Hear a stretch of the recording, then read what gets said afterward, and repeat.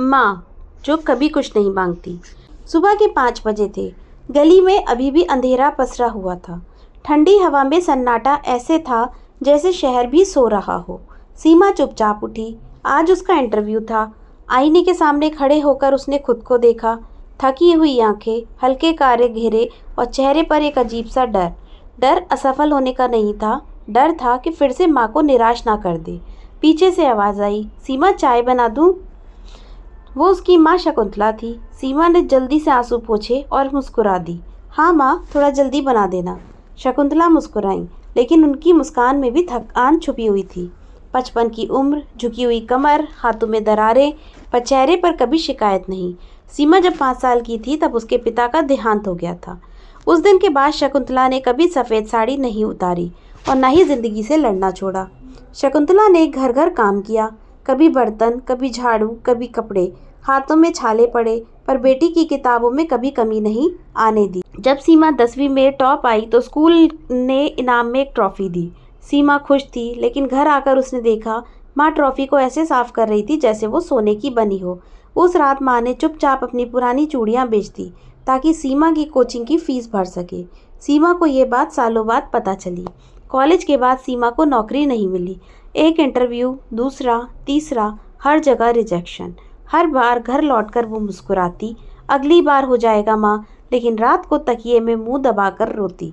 एक दिन उसने थक कर कहा, माँ मुझसे नहीं होगा, मैं आपके लिए बोझ बन गई हूँ। शकुंतला चुप रही, फिर धीरे से बोली, बोझ? बोझ तो वो होते हैं जिनसे उम्मीद नहीं होती। तुझसे तो मेरी पूरी जिंदगी की उम्मीद जुड़ी है। उस दिन सीमा पहली बार माँ के गले लगकर फूट फूट कर रोई।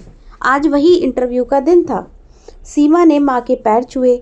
माँ ने माथे पर हाथ रखा। आज जो भी हो, तू मेरी जीत है।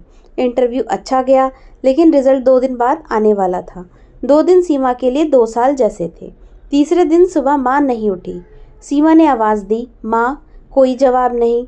अस्पताल, डॉक्टर, साइलेंट मशीनें। डॉक्टर ने कहा हार्ट अटैक था, देर हो गई। सीमा की दुनिया वहीं रुक गई। माँ चली गई, बिना कभी ये बताए कि वो कितनी थकी थी। 13वीं के बाद जब सीमा कमरे की सफाई कर रही थी, उसे माँ की अलमारी में एक लिफाफा मिला। उस पर लिखा था, मेरी सीमा के नाम।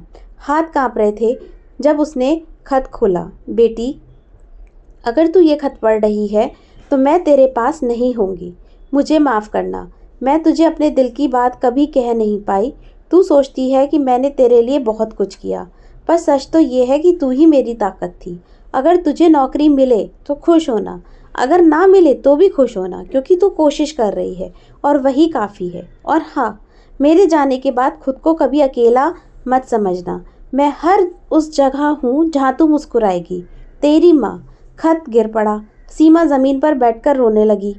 उसी शाम फ़ोन बजा। हेलो, क्या मैं सीमा से बात कर रहा हूँ? जी। हमें खुशी है आपको ये बताते हुए कि आप सेलेक्ट हो गई हैं। फ़ोन हाथ से गिर गया। सीमा हंसी भी और रोई भी। वो दौड़कर माँ की तस्वीर के सामने गई। माँ, मेरा सिलेक्शन हो गया।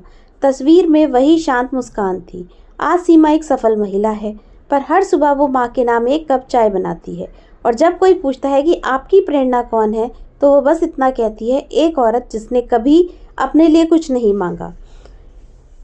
जो माँ बाप हमारे लिए अपनी ज़िंदगी खपा देते हैं, हमारी एक कामयाबी उनके हर दर्द की दवा बन जाती है। तो आई होप आपको ये वीडियो पसंद आया होगा। अगर पसंद आए तो please like, share and subscribe. मिलते हैं हम अपने नेक्स्ट वीडियो में। तब तक के लिए गुड बाय।